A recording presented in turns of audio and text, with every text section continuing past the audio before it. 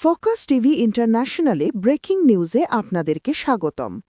আসুন জেনে নেই আজকের প্রধান সংবাদ শিরোনামগুলো। আজারবাইজানে ড্রোন হামলার অভিযোগ অস্বীকার করল ইরান।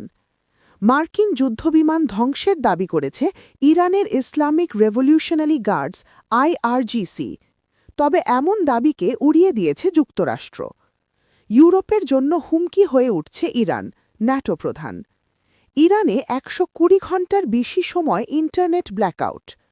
ইরানের অনেক ড্রোন আটকাতে সক্ষম নয় মার্কিন বিমান প্রতিরক্ষা ব্যবস্থা, ট্রাম্প প্রশাসন।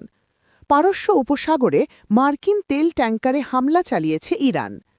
ইরানি ৭০টির বেশি ক্ষেপণাস্ত্র ধ্বংস করার তথ্য জানাল বাহরাইন। বৈশ্বিক উত্তেজনার মাঝেই ক্রুজ ক্ষেপণাস্ত্র ছুড়লেন কিম। শ্রীলঙ্কার জলসীমার দিকে এগোচ্ছে দ্বিতীয় ইরানি যুদ্ধজাহাজ। যুক্তরাষ্ট্রকে কঠোর আঘাত না দেওয়া পর্যন্ত যুদ্ধ থেকে সরব না ইরানিয়ান জেনারেল। শুধু যুক্তরাষ্ট্র, ইসরায়েল ও ইউরোপের জাহাজের জন্য হরমুজ প্রণালী বন্ধ। ইরানে ১০৫টি বেসামরিক স্থাপনায় হামলা চালিয়েছে যুক্তরাষ্ট্র, ইসরায়েল, রেড ক্রিসেন্ট। এই ছিল আজকের প্রধান আন্তর্জাতিক সংবাদ শিরোনাম।